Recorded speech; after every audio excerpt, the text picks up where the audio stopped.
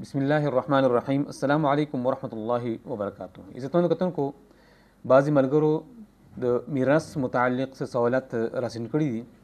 د هغې جواب دپاره موږ دعوت ورکړی دی حضرت علامه مولانا مفتی محمد عارف سلمه الله تعالی ته. انشاءالله هغې به د دې سوالاتو تفصیلي جواب درکړي. زه د مفتی صاحب شکریه ادا کوم.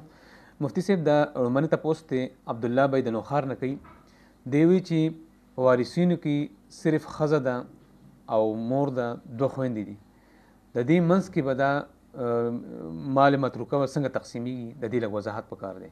نحمده ونصلي علی رسول الکریم، اما بعد فاعوذ باللہ من الشیطان الرجیم، بسم اللہ الرحمن الرحیم. قاری صاحب دا تاسو چې کوم سوال د چا د طرف نه وکړو نو په دې کې درې ورثه دي. یو انسان مړ دی، د هغه نه زوجه پاتې ده ښځه، او دویم نمبر کې تېنه مور پاتې ده، او دریم نمبر کې تېنه دوه خویندې پاتې دي. دغه شان ده که نه، دا درې ورثه دي. نو میت دې ځای کې خاوند دی، سړی دی، ځکه دا ښځه چې پاتې کېږي نو خاوند مړي. اورې خاوند مړ دی، سړی مړ دی، نو ښځه ترېنه پاتې ده، مور ترېنه پاتې ده، او دوه خویندې پاتې دي. ستاسو سوال دا دی. نو اوس د دې میت په دې مال کې دا وارثان څومره څومره حصې وړي، داسې خبره ده. ستاسو خوښه یې زه به لږ قاعدې طرف ته په بره لږ ورشم. صاحب د سراجي وایي علامه سجاوندی شیخ سراج الدین محمد ابن عبد الرشید السجاوندی الحنفی په علمی میراث کې لومبنی کتاب بهترین کتاب دا دی، او بیا ورپسې په علم المیراث کې بهترین کتاب د صابونی دی. نو علامه سجاوندی په خپل کتاب سراجی کې وایي تتعلق بترکة المیت حقوق اربعة مرتبة. کله چې انسان مړ شي د هغه د مرګ نه بعد هغه پسې څلور خبرې پیوست دي. کمې دا څلور خبرې لومبنی الاول یبدأ بتکفینه وتجهیزه.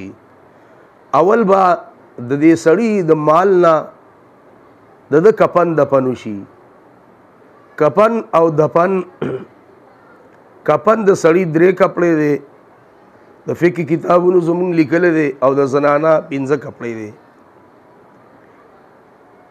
چې کله کفن دفن وشو نو دویم نمبر کې ثم تقضى دیونه، مال بیا هم باقي پاتې شو، نو د قرضې به د مال نه ادا کړی شي.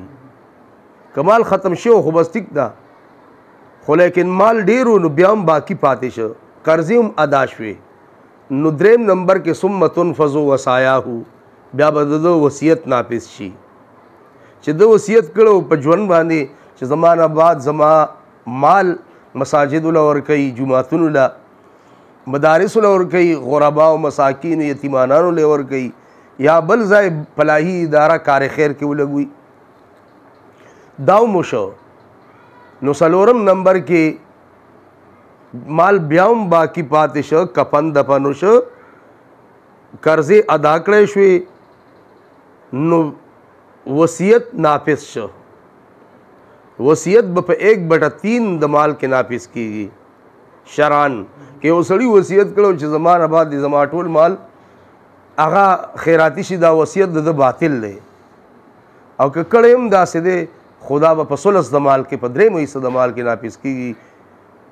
وصیت هم نافذ شنو. څلورمه خبره دا ده چې مال بیا هم باقي دی، نو دا باقي مال په څلورم نمبر کې وارثانو به تقسیمیږي. ورثاو خپل سوال ترالو هغه ځای ته. ورثه څوک دي؟ غټ غټ ورثه 3 قسمه دي. یو ته وایي ذوی الفروض، دویم ته وایي عصبات، او دریم ته وایي ذوی الارحام. اسیدي صاحب د سراجي یو 11 ذکر کړي دي، خو مونږ هغه نچوړ را واغسته تېنه چې لومبنی ذوی الفروض دي. ذوی الفروض هغه چاته وایي چې قرآن او سنت او اجماع هغوی له حصه ورکړي. ذوی الفروز دا 12 نفر دي، 4 سړي دي او 8 زنانه دي. دا یو تفصیل دی بیا په مخکې ته. دا زمونږ دا سوال چې دا ټول د ذوی الفروز دی. دویم نمبر په دې کې ورثاو کې عصبات دي. عصبات هغه چاته وایي چې ما بقیه مال د ذوی الفروز نه دی اخلي، چې څوک ما بقیه مال اخلي باقی مانده مال د ذوی الفروز نه، نو هغې ته عصبات وایي. او که ذوی الفروز نی نو ټول مال دی مستحق دي. او که دام نو ذوی الفروز نو عصباتو، نو دریم نمبر کې ذوی الارحام دي، هغې له به یې څه ورکوي. که ذوی الارحام نو اخیری خبره داره چې بیت المال ته د مسلمانانو مال ځي. او زمونږ سوال په دې 3 قسمه ورثاو کې لومبني کې دی. تاسو چې کوم سوال وکړ، سړی مړ دی، ښځه پاتې شوې ده، مور پاتې ده او 2 خویندې پاتې دي.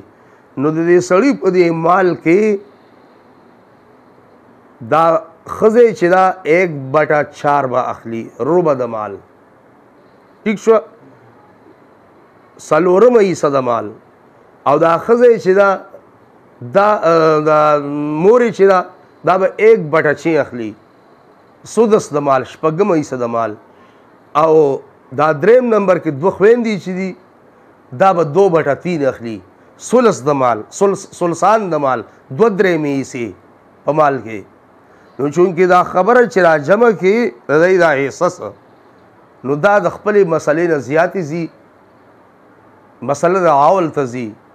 خو بهرحال هر څه چې دي د امیانو سوال دی، هغه خبره نه کوو. مسله د عول ده، د مخرج د خپل اصل مسلې نه سیوا شدي کې.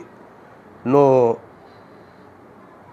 ښځه چې د 4 حصه به اخلي ځکه اولاد دې ځای نشته، او مور چې د 6 حصه اخلي، او دا 2 خویندې چې کوم دي حقیقي دی به 2/3 د مال اخلي، 2/3 به اخلي، ثلثان د مال به اخلي.